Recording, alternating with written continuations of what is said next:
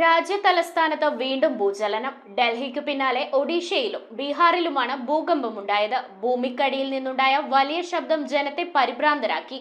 സംഭവത്തിൽ ആശങ്കപ്പെടേണ്ട ആവശ്യമില്ലെന്നും സുരക്ഷാ മുൻകരുതലുകൾ പിന്തുടരണമെന്നും പ്രധാനമന്ത്രി നരേന്ദ്രമോദി. ഭൂമിക്കടിയിൽ നിന്നുള്ള ഉഗ്രശബ്ദം കേട്ട് ഡൽഹി നിവാസികൾ ഭയന്ന് വീടുകളിൽ നിന്നും പുറത്തേക്കോടി. ഭൂചലനം രാജ്യ തലസ്ഥാനത്തിന് പുതുമയുള്ളതല്ലെങ്കിലും പ്രകമ്പനത്തിനൊപ്പം ഭൂമിക്കടിയിൽ നിന്നുണ്ടായ വലിയ ശബ്ദമാണ് ജനത്തെ പരിഭ്രാന്തരാക്കിയത്. പുലർച്ചെയുണ്ടായ 4 തീവ്രത രേഖപ്പെടുത്തിയ ഭൂചലനത്തിന്റെ പ്രഭവ കേന്ദ്രം ഡൽഹിയിലാണെന്ന് നാഷണൽ സെന്റർ ഫോർ സീസ്മോളജി അറിയിച്ചു. ഭൂചലനത്തിന്റെ പ്രകമ്പനം UP, ഹരിയാന തുടങ്ങിയ ഉത്തരേന്ത്യൻ സംസ്ഥാനങ്ങളിലും അനുഭവപ്പെട്ടു. തുടർചലനങ്ങൾ ഉണ്ടാകുമെന്ന ഭയത്താൽ മണിക്കൂറുകളോളം തുറസായ സ്ഥലങ്ങളിൽ ജനം കൂട്ടമായി നിന്നു. സംഭവത്തിൽ ആശങ്കപ്പെടേണ്ട ആവശ്യമില്ലെന്നും സമാധാനമായി തുടരാനും പ്രധാനമന്ത്രി നരേന്ദ്രമോദി എക്സിൽ കുറിച്ചു.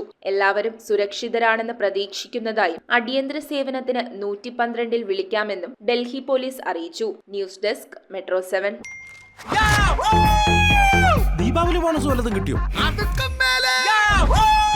എന്റെ മോളെ എന്റെ നാട്ടിലെ ആദ്യത്തെ പൈലറ്റായി. അവളുടെ അഡ്മിഷന്റെ നേരത്ത് എനിക്ക് കൈത്താങ്ങായത് മണപ്പുറം ഗോൾഡ് ലോണാണ്. മണപ്പുറം ഗോൾഡ് ലോൺ പണയം വെക്കുന്ന ദിവസങ്ങൾക്ക് മാത്രം പലിശ ഈടാക്കുന്നു.